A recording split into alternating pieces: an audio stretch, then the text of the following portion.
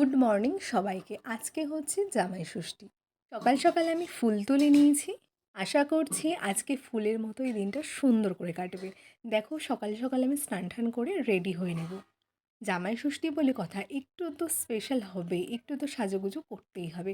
তাই আমি মোটামুটি সিম্পলভাবে একটু সেজে নিয়েছি।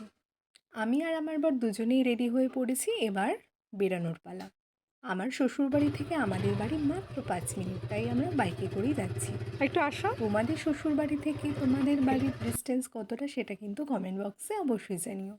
দেখো সকাল সকাল এসেই দেখছি মা একদম লুচি বানাতে ব্যস্ত। আজকে সব দারুণ দারুণ খাওয়া হবে, সেটারই তোড়জোড় চলছে। আমি সকালবেলা লুচি খেতে খুব একটা ভালোবাসি না, তবে মাঝে সাঝে খাওয়াই যায়। আর মায়ের হাতের লুচি অনেক দিন পরে খাবো।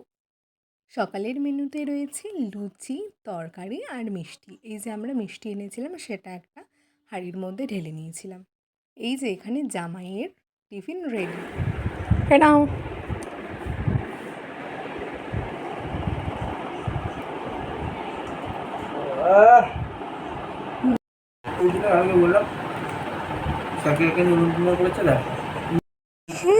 খাবার ছিঁড়ি কি জামাইয়ের? ছি ছি ছি ছি, করো না। তো হাতু হাতু আমি এরকম আমার বরের সাথে মজা করেই থাকি, তোমরা কিন্তু কেউ খারাপ ভেবো না। এটা জাস্ট মজা আর একটু পিছন লাগা, আর কিছুই না। দেখো আমি সেজেগুজে ছিলাম, তাই জন্য ভাবলাম একটা দুটো রিলস না করলে হয়।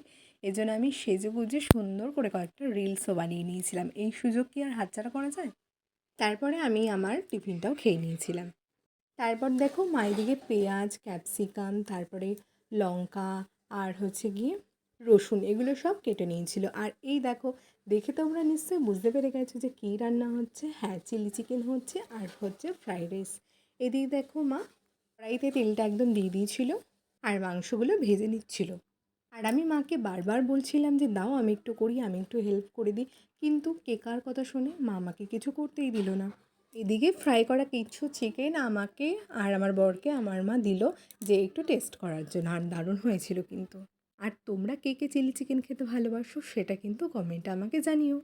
আর এদিকে দেখো কড়াইতে পেঁয়াজ, ক্যাপসিকাম আর সমস্ত মশলা দিয়ে নিয়েছিল। আর রান্নাটা কিন্তু দারুণ হচ্ছিল আর খুব সুন্দর একটা গন্ধও বেরিয়েছিল রান্নাটায়।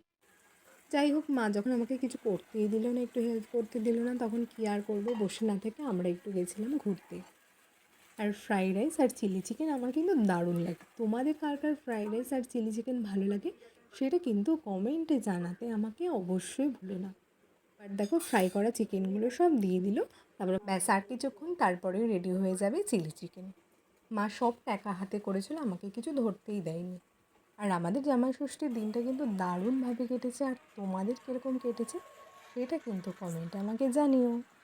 তারপরে আমরা একটু বাইক নিয়ে বেরিয়ে পড়েছিলাম, গেছিলাম একটু রামপ্রসাদের ভিটে। ওখানে একটু ঠাকুরকে নমস্কার করতে গেছিলাম। এখানে কতগুলো পায়রা ছিল, দারুণ লাগছিল। তারপরে আমরা আবার বাড়ি চলে আসি। বাইরে যা রোদ ছিল, উফ, ভীষণ রোদ ছিল। আমরা তো পুরো ঘেমে একেবারে স্নান করে গেছিলাম, এরকম অবস্থা। আর বাড়ি এসে দেখি যে চিলি চিকেন প্রায় পুরো কমপ্লিট। মা আবার আমাদের জন্য বাটি করে একটু টেস্ট করতেও দিয়েছিল, দারুণ হয়েছিল চিলি চিকেনটা। তারপরে এই যে ফ্রাইড রাইসটাও রেডি। আর সেকেন্ড পার্টটা আমি তোমাদের সাথে আবার শেয়ার করবো। টাটা।